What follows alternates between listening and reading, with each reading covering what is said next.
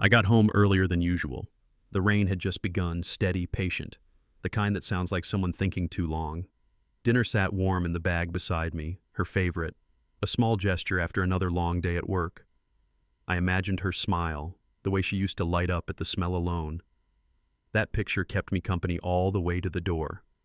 The porch light glowed soft and yellow. Through the window, I saw her move, hair tied back, jacket already on. She didn't turn when I walked in. The house smelled like soap and perfume, and something else. Absence, maybe. "Coffee with the girls," she said, adjusting her sleeve. I nodded, tried to hide the disappointment before it found my voice. She left with a small laugh that didn't belong here anymore. The lock clicked. I stood there with the warm bag cooling in my hands and realized dinner wasn't the only thing losing heat tonight. I set the bag on the counter. The paper was damp from the rain. Steam slipped out and fogged the little window above the sink. The house held its breath. No TV, no footsteps. The fridge hummed like an old hymn. I stood with my keys in my hand. I waited for the simple words I knew by heart. They did not come. I called her name once. My voice sounded wrong in my own kitchen. I placed 2 plates on the table. I set out chopsticks. I poured water into 2 glasses. The water caught the ceiling light and shook. My hands were steady. My chest was not. I wiped the counter with a towel. I folded the towel again. I looked at the hallway. The bedroom door was half closed. A strip of yellow lay across the floor. I listened for the smallest sound. The rain ticked through the gutters. A car passed outside and moved on. I checked my phone. No new message. I opened the takeout boxes. Heat rose and touched my face. The smell was warm and familiar. I said, "Movie night?" I said it softly. I wanted it to be true. The kitchen answered with silence. I pulled out a chair and sat down. The clock on the wall clicked through another patient minute. She came down the hall a minute later. Her hair was tied higher than usual. A new sweater hugged her shoulders. She kept her eyes on the tote by the door. "I promised Jenna I'd help pick tile," she said. The word promised stretched like gum. It held, but it thinned. I nodded once. I said we could eat first. 10 minutes. She waved a small thank you with no smile. Her hand trembled just enough to blur the motion. She reached for the tote. It was already packed. I noticed the shoes. Pointed leather. Not shoes for coffee. Not shoes for a hardware aisle. She said she would not be long. She said not to wait. She stepped toward the door and stopped. "You okay?" she asked without looking. I said I was fine. I lifted the bag. I said, "Your favorite." She said, "Rain makes the roads slow." Then she laughed too quick. It sounded rehearsed. I heard my name in the laugh and did not hear it. She opened the door with her shoulder. The porch light made a pale square on the floor. I said, "Text me when you head back." She said, "You sound like my dad." The latch clicked behind her. I stood in the kitchen and counted breaths until the room stopped shaking. I took 2 plates to the table anyway. I opened the first box and split the food. I poured tea into her glass. Steam curled and faded. I sat where I always sit. I left her chair pulled out. I told myself 10 minutes was nothing. 10 minutes is a song. 10 minutes is a warm kitchen and the sound of rain. I watched the doorway. I watched the porch light move in the puddles. My phone stayed face down on the table. I did not want to witness. I sent her a simple line. 10 minutes here. Eat with me. The message showed delivered. It did not show seen. I waited. I chewed without tasting. I set my chopsticks down and picked them up again. I tried not to look at the clock. The clock grew large anyway. I stood and put her plate back in the box. I covered it with foil and wrote her name on a strip of tape. I placed it in the fridge like a promise I still believed. The rain eased. Tires whispered past the house. I wiped the table. I turned off the music I had not noticed was on. I turned it on again. I cleaned a clean counter. I waited there until the tea cooled and the window fog cleared away. I ate the rest alone. The food was still warm. It did not help. The chair across from me felt like a question. I chewed and stared at the salt shaker. I listened for her steps on the porch. The rain filled the space where her voice should be. I thought about the week. I thought about small changes, fewer touches, shorter answers, a laugh that landed wrong. I told myself people get tired, people get busy, people forget to look up. I tried to let the thought settle. It did not settle. I washed my plate and left hers in the fridge. I dried my hands on the towel with the red stripe. I stood in the doorway and looked at the living room. The blanket on the couch still held the fold from last night. The movie remote lay where I left it. I picked it up and put it back. I turned off the lamp. I turned it on again.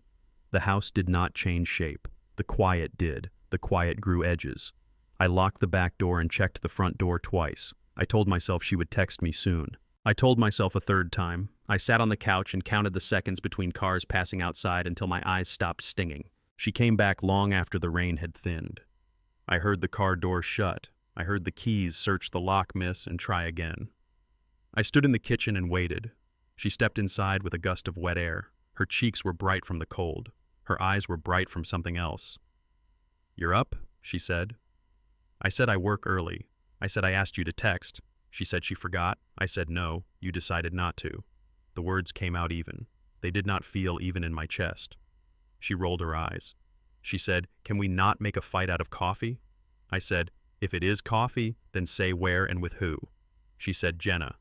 She said, "Tile choices take time." I looked at her shoes. They did not look like tile shoes. I put my hands on the back of a chair and held still. I said, "I bought dinner." She said, "I ate." She said, "It was fine." She did not look at the counter. The foil label with her name stared at both of us. She moved past me toward the hallway. Water fell from her coat onto the mat. I said, "Text me next time." She did not answer. The bathroom light clicked on softly. The next morning, I watched the details. I told myself I was not policing. I told myself I was learning. She left her tote by the door again. The zipper sat open. A lipstick rolled against the lining like a small echo. The shoes from last night dried on the mat. They pointed at the door, ready. Her calendar on the fridge grew crowded with small notes, arrows, times, initials I did not know. She spoke on the phone in shorter bursts. She smiled at the air and then stopped smiling when I entered the room. At dinner she scrolled. At breakfast she scrolled. When I asked about work, she said fine. When I asked about her mother, she said later. I checked the time she came home. I checked the time she left again.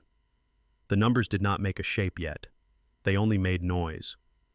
I sat at the table with a pad and wrote nothing. I listened to my own breathing and hoped it would slow. I folded the takeout menu and unfolded it. I wiped the same ring on the counter 3 times. I looked at my hands. They were steady. I looked at my eyes in the dark window. They were not steady. I stopped looking. I walked outside and let the rain find me. 3 nights passed like a long hallway. We spoke in halves. We said what was needed to move a minute forward. We left the rest behind. She slept turned to the wall. I counted the breaths between us. I am a man who fixes things. That is what I do. I tightened a loose hinge on the pantry. I tightened a loose line inside my chest. The hinge cooperated. The line did not. She ate at the counter and stood while eating. I sat at the table and pretended the chair mattered. I asked if Friday worked for a movie. She said this Friday was bad. She said next week would be calmer. She said it like weather. I nodded like forecast. We drove to work in separate cars, though the lot was the same. She left a mug in the sink with lipstick on the rim. I washed it off and set it on a towel to dry. I looked at the clean rim and felt nothing clean. I folded laundry. I matched socks. The pairs stayed together better than we did. The nights kept walking. The clock did not ask questions. The house wore our quiet like dust. It settled on everything. It made honest things look dull. I opened a window and closed it without taking breath. I went to the garage after dinner. The air smelled like oil and sawdust. My wrenches lay in a tray, out of order. I cleaned the tray and lined them by size. I wiped each handle with an old shirt. I checked the sockets one by one. I clicked them into their places until the rail was full. The rhythm steadied me. I found the drill bits I thought I lost. I sorted them into a small tin. I labeled the tin in block letters. I swept under the workbench and filled the pan with grit. The broom rasped like sandpaper on old wood. I stacked boxes along the wall. I cut new tape for the boxes that sagged. I wrote dates on the lids. I pulled the extension cord into a neat coil. I hung it on a hook. The garage looked like a plan. My breath slowed down. My chest felt bearable. I stood very still and listened. Rainwater ticked from the car onto the concrete. A bird called once from the eaves. I thought of the couch inside. I thought of the empty chair at the table. I told myself order is a kind of mercy. I stayed until the bulb grew hot. Then I turned it off and carried the quiet back inside with me. Friday came the way weeks do, slow until it is not. I suggested dinner at the small place near the river. She said okay. We sat by the window and watched taillights smear on wet streets. The server poured water and left us alone. She asked about work. I said shipments came in late. I asked about her week. She said busy and smiled at the glass. I told a small story about a forklift and a near miss. She laughed in the right place. The laugh faded before it found her eyes. I reached for the bread. She reached for the same piece and pulled back. I said, take it. She said, you take it. The server brought our plates and asked if we needed anything else. I said we were fine. She said we were fine. The words sounded like something we had been taught to say. We ate in neat bites. We thanked the server too often. I watched the door open and close. I pictured us going home and sitting close on the couch. I pictured it the way a person pictures spring in March. Possible, not here yet, here. She paid the check before I could reach my wallet. She said, don't faint. I said, noted. Keep the receipt, I said softly to myself. Back home, the house felt almost kind. The rain had finally moved on. We stood in the kitchen like two people at a bus stop. Close. Not speaking. I rinsed 2 glasses and set them on the rack. She dried her hands on a towel and watched the sink. I said, we need a simple rule. She said, do we? I said, if you are out late, tell me where and with who. A quick note. It is courtesy. She said, I do not report to you. I said, you do not. You partner with me or you do not. But I do not do ghost shifts in my own house. The words sounded clean. They felt heavy.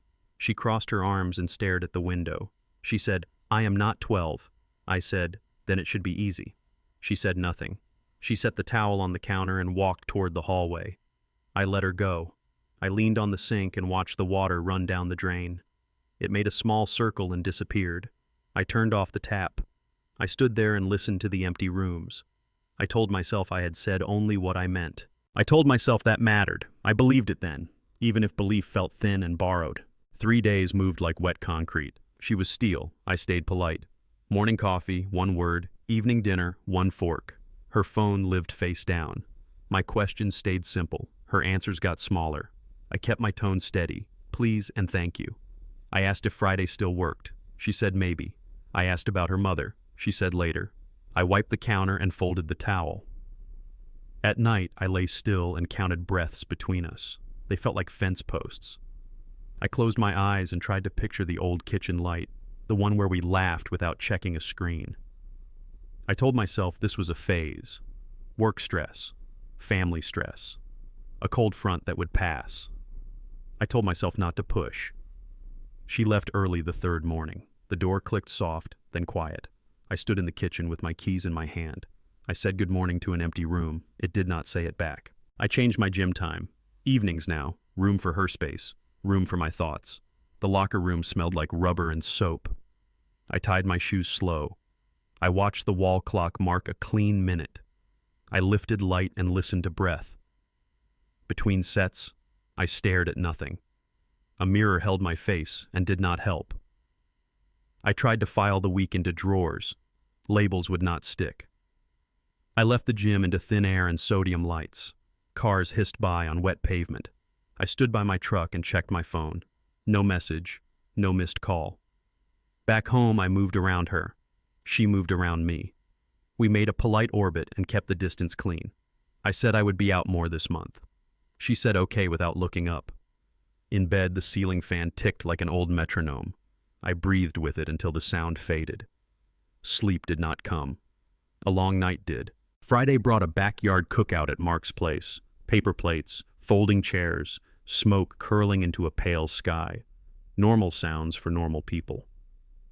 She stood off to the side, eyes on her phone, thumbs moving like a metronome. Someone asked about the weather. She nodded without hearing. I turned the burgers and watched the flare. Rachel nudged me near the cooler.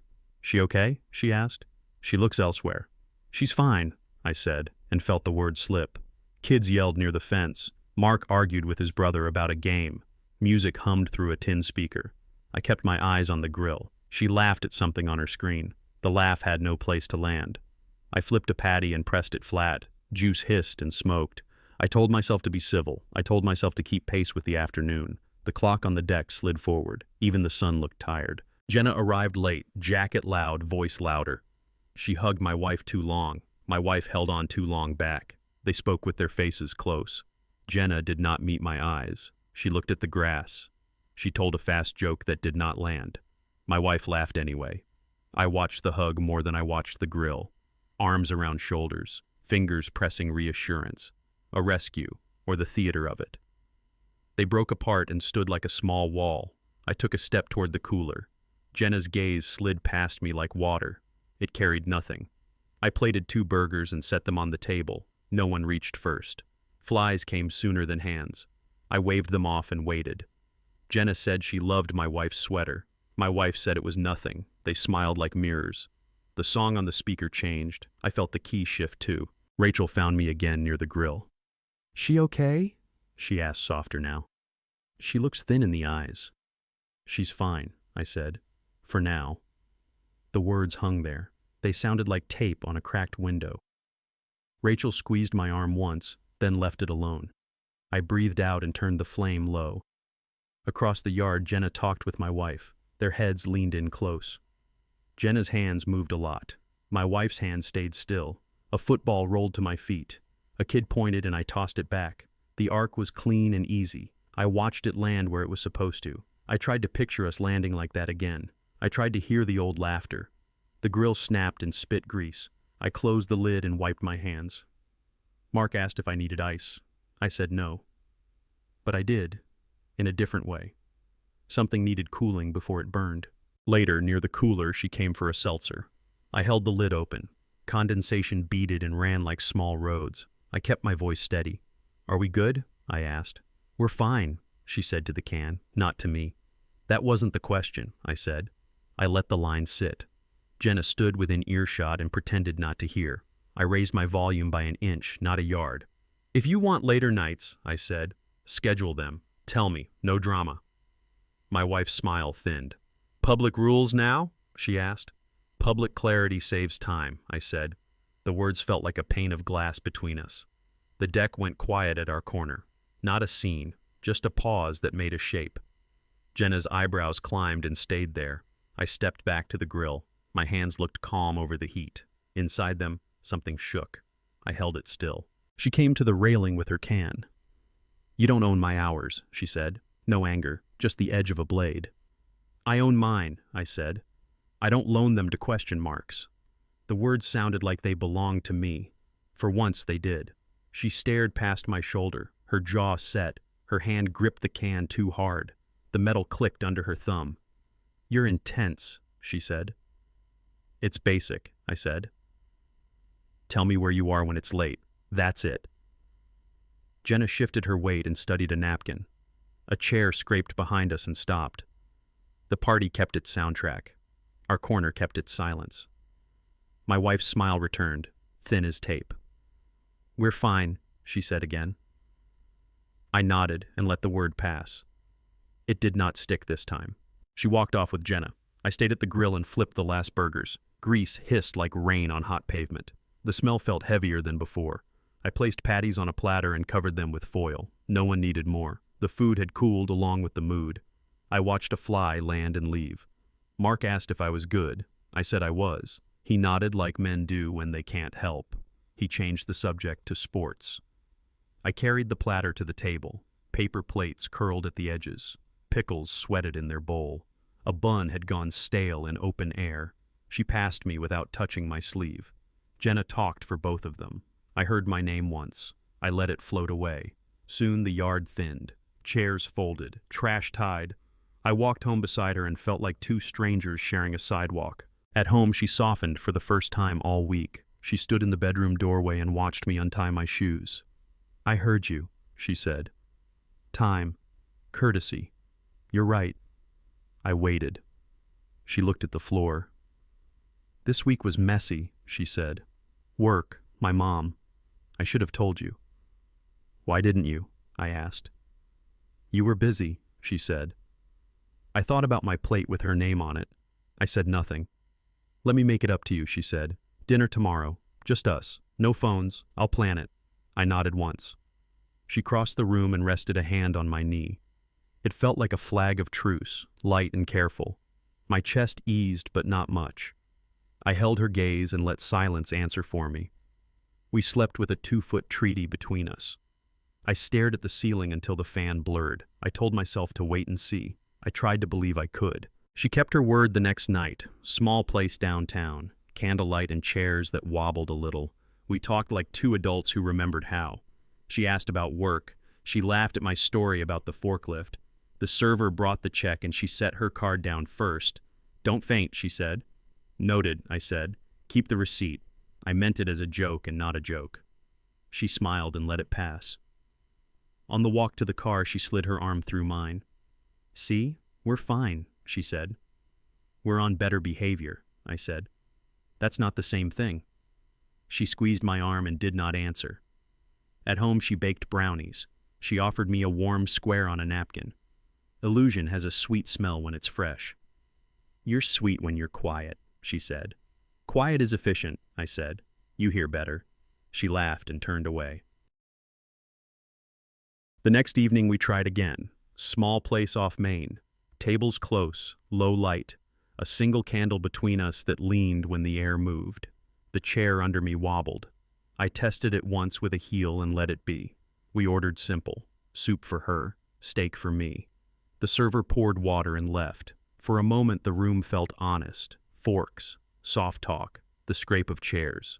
I watched her face in the candle glow. It softened the weak. It made the edges look round. She asked about work. I told her the truck finally came in. I told her I fixed a jam on the forklift. She smiled at the right times. I wanted the smile to be old. I wanted it to be ours. I cut a piece of steak and waited for the chair to steady. It did not. She reached for the salt and thanked me without looking. The candle sputtered and caught again. I watched that small save and felt my chest lift a little. The server asked about dessert. She said maybe later. She touched my hand and left it there a beat. I breathed. I let that beat count as hope. Outside, a bus hissed at the curb and moved on. We walked to the car under a weak street lamp. She slipped her arm through mine. The city felt rinsed, pavement dark and clean. "See?" she said. "We're okay." I heard the words and wanted them to grow roots.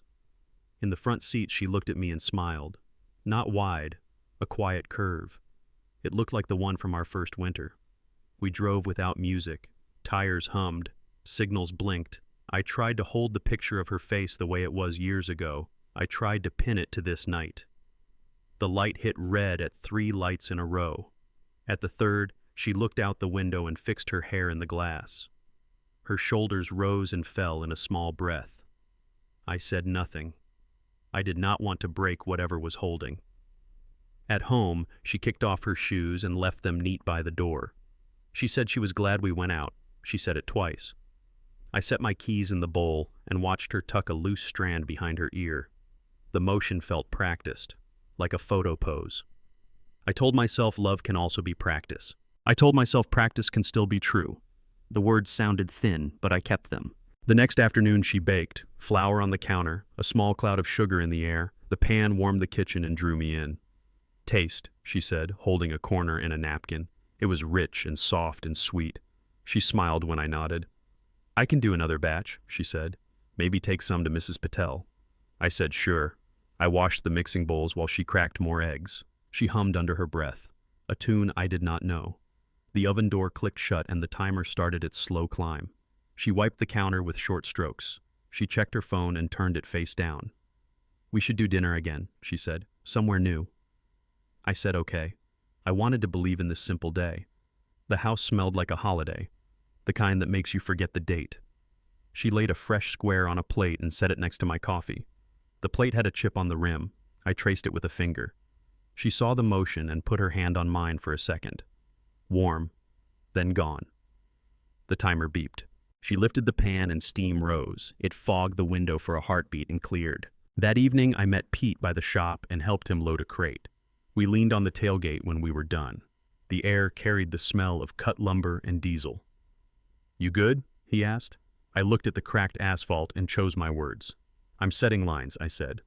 "Not fences, just lines." He waited. I said, "Control is grabbing. Boundaries are holding." He nodded. Big difference.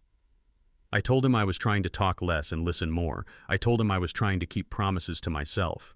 He cracked a bottle of water and handed it to me. "You don't have to explain it all," he said. "Just make it true." We watched a forklift creep by in reverse, the beep steady and mild. I said, "I don't want a war." He said, "Then don't fight, just stand." We loaded 2 more crates without saying much. The rhythm felt good. He clapped my shoulder when we finished. "Call if you need a couch," he said. I said I needed a notary more than a couch. He grinned because he understood. We tied down the last strap and checked it twice. Then we locked up and let the yard lights take the rest.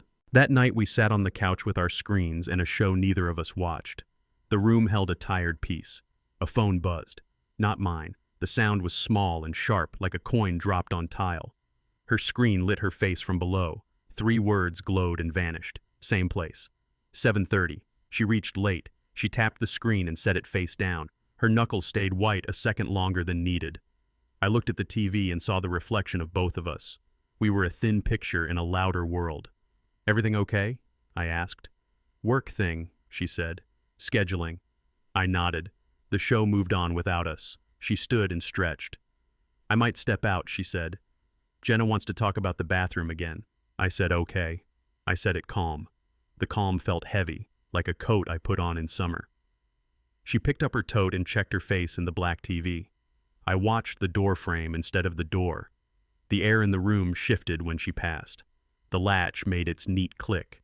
The house listened with me. She came back to the doorway for her keys. The ring slipped once, then found her fingers. Her hand trembled a little. "Who was that?" I asked. My voice stayed level. I kept my eyes on the coffee table. "Coworker," she said. "He's going through a hard split. He keeps asking about lawyers and timing and, I don't know, people ask me things." I nodded. "Late hour for questions," I said. She shrugged. The tote strap creaked on her shoulder. "He doesn't have friends," she said. "He needs a voice." I let silence sit between us. She mistook it for permission. "I won't be long," she said. "Text if you need anything." I lifted the remote and set it down. "I'm fine," I said. "Be careful." She seemed grateful for the last 2 words. She walked out before I could change my mind. The porch light cast a thin rectangle across the rug. The rectangle shifted and went away. I sat very still and let the quiet name things I could not. The screensaver on the TV floated a shape across the dark. It drifted, slow and aimless, like a thought that wants to be true. She messaged from the driveway. "Running late. Don't wait up." I stared at the words until they blurred. I told myself to breathe. I told myself to be fair. Men in trouble call other men. Men in pain call a bar. Men in panic call anyone who will listen. The list felt blunt, but it steadied me. I sent back a single line. "Okay, drive safe." Then I put the phone face down and went to rinse a plate in the sink. Water ran hot over my hands and made no difference. I dried the plate and set it in the rack. I wiped the counter and left a clean line on the stone. I walked to the front window and watched the street. Headlights slid past without stopping. A dog barked and quit. Somewhere a garage door closed and held. I thought about my name on the deed.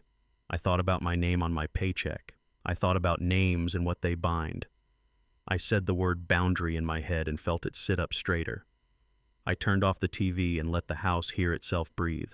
She came home near 9. Her hair had learned the weather. She was polite and quick. "How was it?" I asked. "Fine," she said. "Tiles take forever." I nodded. I stood so we were the same height. "Who needed you tonight?" I asked. She blinked once. "Coworker," she said. "He's divorcing. He needs, opinions."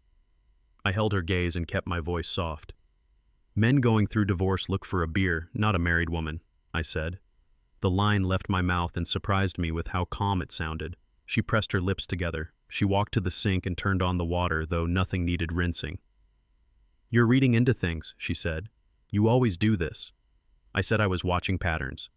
I said they were not kind to either of us. She dried her hands on the towel and hung it wrong. She grabbed her tote and set it down again. "I'm tired," she said. "I'm going to bed." I nodded.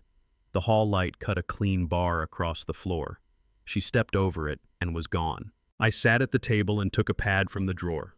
I wrote a title at the top, "What I Control." The words steadied my hand.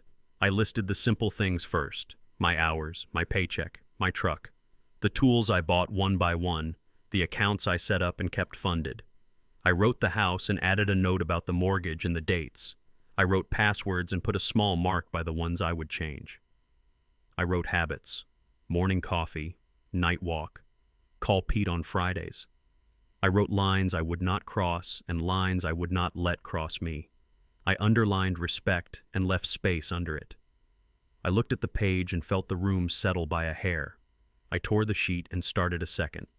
What I do not control. I wrote her phone, her choices, her calendar, her smile. The second list was shorter. It felt heavier anyway. I folded both sheets and slid them into the drawer. I turned off the kitchen light and sat in the dark a while. The fridge clicked and went quiet. I could hear my own breath and the faint buzz of the porch light through the wall. Sleep did not take me. I lay in the still room and watched the ceiling fan turn. Each blade carried a thought and brought it back. I closed my eyes and saw fog on a road I knew well. Taillights far ahead. No horn, no map. Just the slow sense of a storm building behind it. I turned to the window and checked the sky for answers. It gave me its old answer. Nothing. Down the hall a door creaked and settled.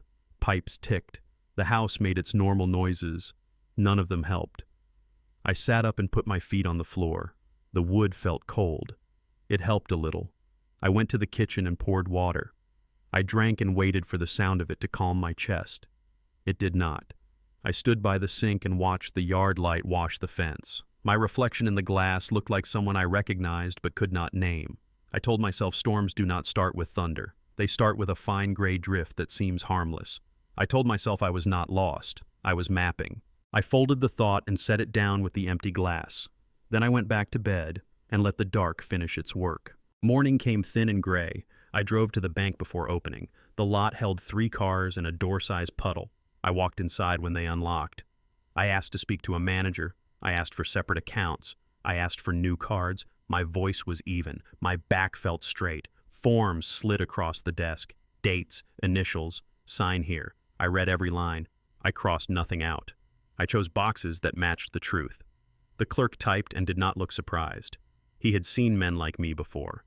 Men who arrive early and leave lighter. He asked if I wanted alerts turned on. I said yes. He asked if I wanted joint access paused. I said yes. He printed temporary cards and passed them over like small keys. I thanked him sincerely. I folded the copies into a folder. I put the folder under my arm. I stepped outside and let the cool air rinse my face. Pete caught me in the lot by the shop. He leaned on his truck. "You good?" he said. "I'm adjusting," I said. The words fit. They did not bruise. He nodded once and waited. I told him I had moved some things. I told him I had cleaned up access. I kept the rest unsaid. He opened the passenger door and handed me a thermos. Coffee cut through the morning damp. We watched forklifts nose around like slow animals. "You need anything?" he asked. "Time," I said. He smiled without showing teeth. "You've got it." We stood with silence that did not feel dangerous. He said, "Call if the ground shifts." I said I would. He tapped the fender twice and climbed in. I stayed near the bumper and finished the coffee. The aftertaste was bitter and right. I checked my phone. No messages, no fires. I breathed the diesel air and felt my pulse step down a stair today. The bank had me back at noon. Different desk, same forms. I wrote my name where they asked. I wrote the date without thinking. My hand did not shake. The pen felt like a tool, not a weapon. The manager pointed to the last page. Beneficiaries. I checked the lines and kept them honest. He stamped each sheet with a sound. The sound felt like doors closing in the right order. He asked if I understood the changes. I said I did. He asked if I wanted copies. I said yes. The printer worked slow and warm. Paper slid out and stacked in a neat pile. I placed the pile in the folder with others. I thanked him and stood. He offered a card. I put it in my wallet and felt the corner bite. Outside, the wind had cleared the rain. Clouds broke like a habit. I sat in the truck and let stillness settle for a minute alone. I drove home and parked by the curb. The house looked washed and harmless. Inside, her voice floated from the porch. Light, too bright. She laughed in a way built for an audience. I set the folder on my desk. I left it open wide to the stamped page. The stamps looked like small doors. I walked to the kitchen and ran water into a glass. Her laugh lifted again, then dropped when she saw me. She covered the phone and said, "Talking about plants." I nodded and drank slowly.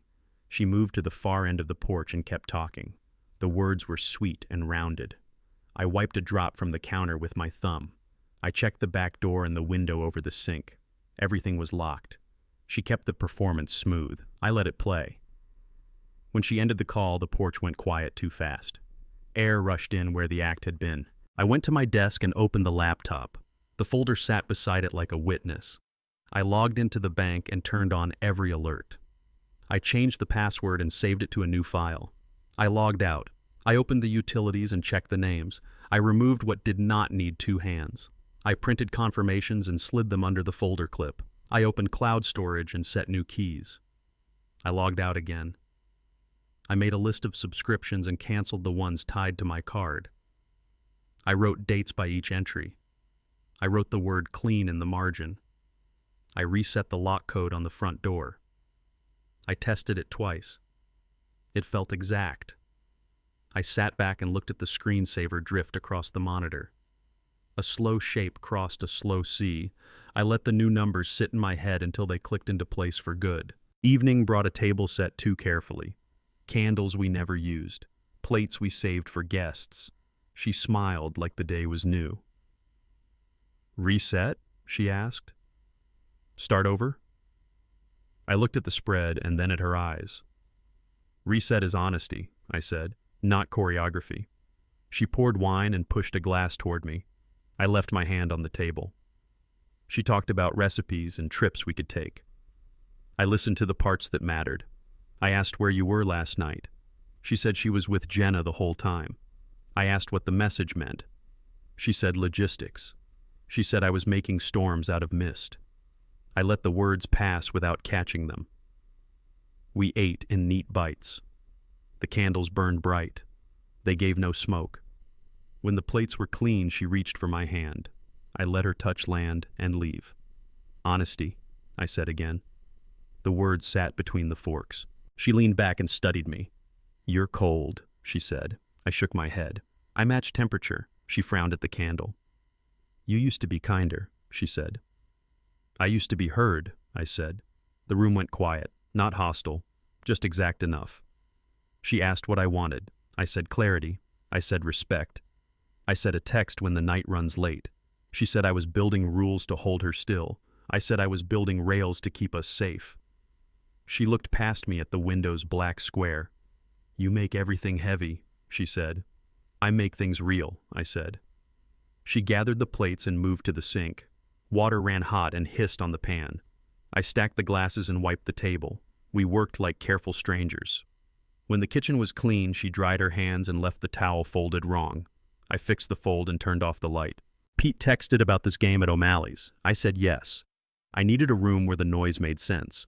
We met at the bar and took the corner table. Wings came out smoking. Beer sweated down cold glass. The screen showed men running and missing and trying again.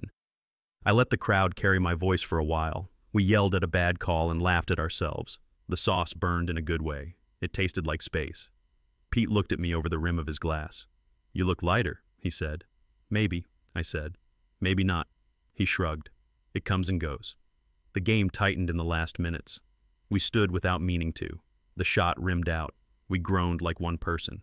I checked my phone on the table. Nothing new. I left it face up anyway. We ordered another round and split one more basket.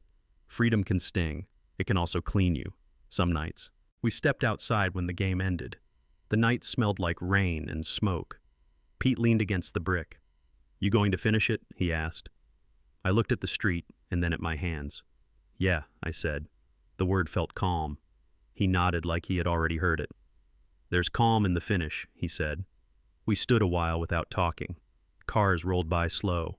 A siren started far away and faded. I told him I had changed codes and closed doors. I told him I had moved money that was mine. He said, "Good." He said, "You didn't raise your voice." I said, "No." He smiled once. "That part matters," he said. We shook hands and walked to our trucks. The lot shone with thin puddles. I watched his taillights fold into the street. I sat for a minute and let the engine idle. Then I turned the key and went home. The house was dark when I pulled in. The porch light had burned out or been switched off. I unlocked the door and stepped into a still room. I set my keys in the bowl and listened. No TV, no music, no water running. I walked through the kitchen and touched the back of a chair. It did not move. I opened the fridge and closed it. I did not want the light. I went to the bedroom and saw the crease on my side of the bed.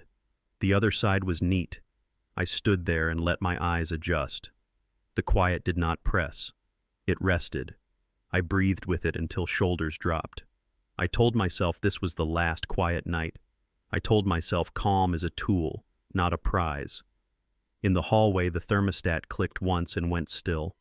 I turned off the lamp and left the door open. The house slept. I did not. At 2 a.m., my phone lit the dark. One line. Busy now. I'll call after. I stared at the ceiling and let the glow fade. The house held its breath with me. No sirens. No thunder. Just the small click of the fridge and the clock. I read the line again, then again, as if a different meaning might appear. It did not. I sat up and put both feet on the floor. Cold wood steadied me.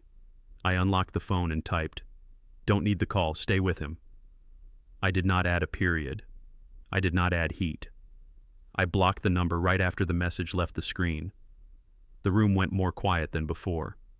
I stood, turned on one lamp and looked at the hallway. Something had ended in that hallway tonight. I could feel the shape of it, even if I could not say the name. I turned the lamp off and slept upright. I went to the door and changed the code. 4 new digits. Muscle memory fought the old ones, then learned. I tested it twice. It worked clean.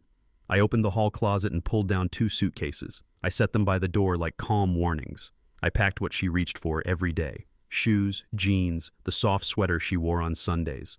I folded each piece without anger. I left space for what I had missed. I wrote her name on a card and tucked it under a strap.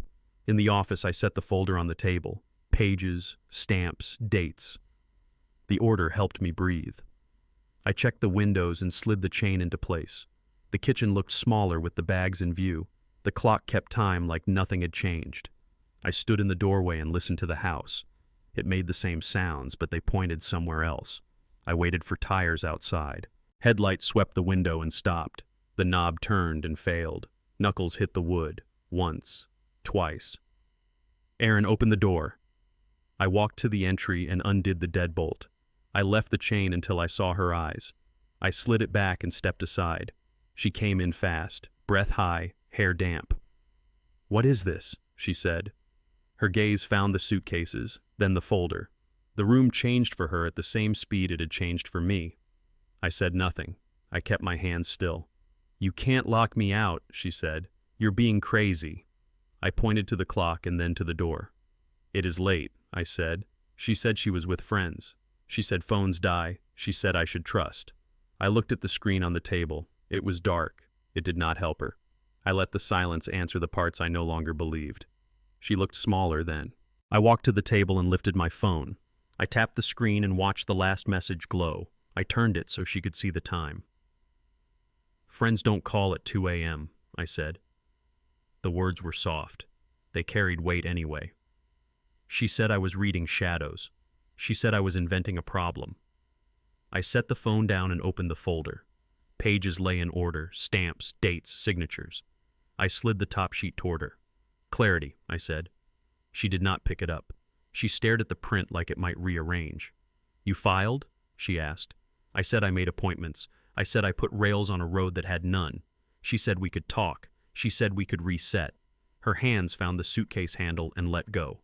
The house watched with us. Even the clock seemed to wait for her next line. I waited too, without offering her rescue tonight. She reached for me then. Tears came fast, bright and sudden. "We can fix this," she said. "We can talk to someone. We can slow down." I shook my head once. I kept my hands at my sides. "No," I said. "You chose." The words settled on the table between us. She took a breath that broke. "Nothing happened," she said. "You're overreacting." I let the silence stand where my anger used to stand. "I asked for respect," I said. "You called it control." She paced to the window and back. She touched the suitcase again and took her hand away. "I don't have anywhere to go," she said. I pointed to the handle. "You have more places than I do tonight." She looked past me toward the hall. She looked for a softer version of me and did not find him. I stayed where I was and let the facts hold the room together. No rage, no bargain, clarity. She pointed at the folder and finally opened it. Her eyes tracked the header, then the stamp. Her mouth moved without sound. "You filed this morning?" she said. I nodded. "I signed what protects what I built," I said. "I am not hiding. I am closing doors that were left open." She said I should have talked to her first. I said I did for weeks. Words had not worked. Paper would. She flipped another page and found dates and numbers that did not bend. She set the folder down like it burned. "You're punishing me," she said. "No," I said. "I am being clear." I slid a copy toward her. "This one is yours," I said. She stared at my hand, not the page. She looked smaller in that kitchen light. I stood up so the chair would not creak. The night did the talking for me. Facts had a voice. It was flat, and it carried for once. She started to cry for real, not the bright, sudden kind, the tired kind that looks for a softer version of the truth. "We can fix this," she said again. "Just give me a week. I'll prove it." I shook my head. "There is nothing to prove," I said. "There is only what already is." She said I was throwing away years over a message. I said I was ending a pattern. She said I was making her homeless. I said I was making myself honest. She picked up the suitcase and set it down. She picked it up again and held it close. "You'll regret this," she said. "I've regretted not doing it sooner," I said. The line surprised me with how true it felt. She wiped her face with the back of her hand. She waited for me to break. I didn't. The suitcase handle clicked against the ring. It sounded like a door locking from far away. She stared at the folder again. "You filed this morning?" she asked, slower this time. "Yes," I said. I didn't threaten. I acted. The words did not rise. They sat flat and steady. She said I should sleep on it. She said everyone makes mistakes. I said I had slept on it for months. I said some mistakes are choices with costumes on. She paced the length of the counter and back. She touched the sink and looked at her hand like the metal might answer. "You're ending us over a text," she said. "I'm finishing what the text revealed," I said. She shook her head. "You want control over everything." I said I wanted self-respect in my own house. She pressed her lips and looked toward the door again. The suitcase waited like punctuation. "I changed the lock code," I said. "Take what you need, the rest stays." She swallowed once and nodded, like a student hearing the rule. She stared at me like I was a stranger. "You're cruel," she said. I shook my head. "I'm clear." The words did not rise. Not. They held. She said I wanted to win. I said there was nothing to win. She said people would talk. I said people always do. She said I was breaking her life. I said she had been bending mine. She looked at the suitcases again. She looked at the chain on the door. "I didn't do anything," she said. I said I did not ask. She wiped her face and found a hard line. "I will fight you," she said. "You can," I said. "The numbers are what they are." She lifted one bag and set it down. She checked the folder again and closed it with care, as if noise might change the facts. The house stayed very still around us. I felt calm and sad and finished. The moment had no more words left. She lifted the second bag and faced the door. 10 minutes, she said. "No phones, just us." I raised a hand. "You had those minutes," I said. "You spent them." She opened her mouth, then shut it and nodded once. She stepped onto the porch. The night swallowed her shoes. I set a second copy of the folder on the table for myself. I stood in the entry and watched the rectangle of light narrow. "You went too far," I said, the last time I would use husband words. "This is your path now. Good luck." She looked at me like a stop sign that finally mattered. Then she walked away. I closed the door. The new code hummed. The chain rested. The house exhaled. I did not. I leaned against the wood and felt the weight settle. Calm is not peace. Calm is a tool. I held it, and I did not drop it. Not tonight. Not anymore. Here. Morning arrived like a clean page. The phone began its new habit. Unknown numbers, unknown names. I let them ring into the wall. Voicemails stacked without faces. I made coffee and left the screen upside down. The house learned the size of one person. Drawers closed softer. Doors stopped echoing. I walked each room and touched nothing. Peace took practice. Quiet asked for posture. The day agreed if I moved steady. At work, I lifted, checked, signed. and kept my voice low. People asked for small things. I gave them small things. In the truck, I listened to the engine idle before shutting it off. The first night, the phone rattled the table again. Unknown. I watched it stop. It started a second time. Unknown. I set the phone inside a drawer and shut it with care. The drawer hummed and went still. I slept halfway, then deeper. Morning came again. I did not rush to answer anything that day. Jenna showed up at the fence 2 evenings later. No hello, just heat. She said people were talking. She said I had gone cold. I leaned my arms on the top board and let splinters find me. People confuse calm with cold, I said. They confuse silence with guilt. She shook her head. She said my wife was broken. I said she was resourceful. You can't put her out like that, Jenna said. Do you know how it looks? I watched a bird cross the yard and land on the wire. It looks finished, I said. She called me heartless. I said I was done bleeding in circles. She said I never listen. I said I listened for months. She worked her jaw, then tried a softer tone. She needs time, she said. She has time, I answered. She can spend it anywhere. Jenna scoffed and walked off. The fence held. My voice held. The evening let me breathe again. The courthouse smelled like paper and dust. We sat in different rooms. My name moved along counters and screens. A clerk called it and I stood. Forms, fees, stamps. The rhythm was dry and clean. I answered questions with yes or no. I did not rehearse. I did not decorate. I signed where the tabs told me to sign. The pen left a steady line. I kept my shoulders level. I looked at the date and wrote it plain. When they needed copies, I waited. Machines warmed, clicked, and stacked. A man in a navy jacket asked if I wanted a receipt. I said yes and folded it twice. I put it in the folder with the others. I did not look back down the hall. I did not look for her face. Outside, the steps were wide and empty. Wind pushed a leaf along the stone. I held the rail anyway. My feet found the next step without help. Mrs. Patel caught me by the mailbox that evening. She wore a sweater the color of tea. Her eyes were kind, not curious. Big changes, she said. I nodded. We watched the street hold its calm. Peace will come, she said. Not first, but it will. I let the words sit like warm hands. I know, I said. Order helps. She smiled. Order is good, but peace is not a list. We stood there with the mail between us. Flyers, bills, a card from a dentist. A breeze turned the top envelope and let it fall back. You are steady, she said. Stay steady. I thanked her and walked to the door. Inside, I set the envelopes in a stack. I threw away what did not need me. I kept what did.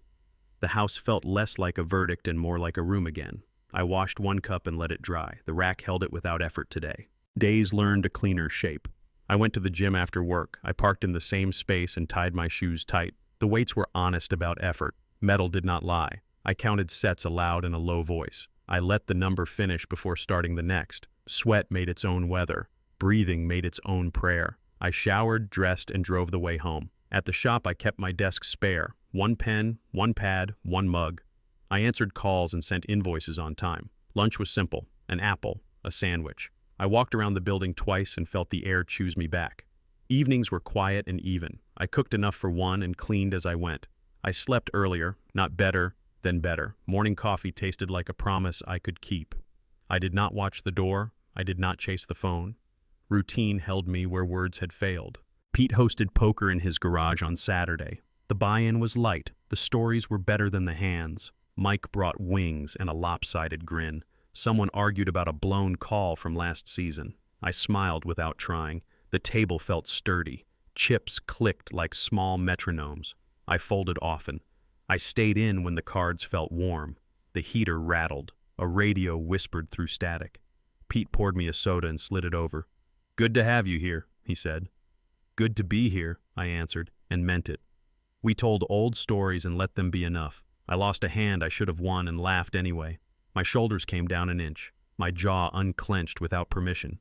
When the night thinned, we stacked chips and promised nothing. I stepped outside into cold air that did not bite. The sky looked wider than last week. I drove home slow and did not check the time. I met Claire at trivia night a week later. She sat across the table, quiet. When the host asked about state capitals, I was wrong with confidence. She smiled and gave the right answer without rubbing it in. Her voice was low and clear. She asked about my truck, then listened to the whole answer. Not the headline, the whole thing. She did not fill the space with advice. She did not try to fix my face. We lost by 2 points and did not mind. Afterward, she said coffee sounded good. I said yes and did not add a promise. We sat by the window and watched people hurry nowhere. She asked what Sunday looked like for me. I said open. She nodded like that was a decent plan. She laughed at something small and honest. It landed and stayed. When we said goodbye, I felt no weight. I felt room. I drove home and let that be enough. Letters began to arrive in soft envelopes. Her name on the corner, my name in the middle. The first one was 5 pages. The second was 3. The stories changed with the ink. In one, I was cruel. In another, I was distant. In each, she was lost in a fog I had made. I set them in a drawer and did not answer. Some nights a friend texted that she was telling it different somewhere else. I thanked him and let it die there. On a quiet Sunday, I opened one letter and read it once. I felt the old heat rise and pass. I put it back and closed the drawer. Outside, the street held children on bikes and a dog with a red collar. The world kept its errands. I brewed coffee and stood by the sink. I said nothing to the room. Silence did not accuse me. It didn't defend me either. It simply stayed today. I don't regret marriage. I regret the woman I thought was real. The house learned my pace again. Doors close softly. Drawers don't echo. Calm is a tool, not a prize. Peace came later, like rain after heat. I cook once, clean as I go, and sleep on my side. The warm bag is memory now. I let it cool. The plates on the table found their pairs. The lock code hums and the house keeps it. Boundaries hold without speeches. Respect pays the light bill here. When it isn't paid, I cut the service. That isn't cruelty, that is maintenance. If this story sat anywhere in your chest, quiet, heavy, true, stay, subscribe, and come back. We talk about the work men do inside the silence. The kind that costs money, time, and pride, but returns yourself. Bring your chair, bring your breath. Then use it to build what no one can take back, your self-respect. I'll be here every week.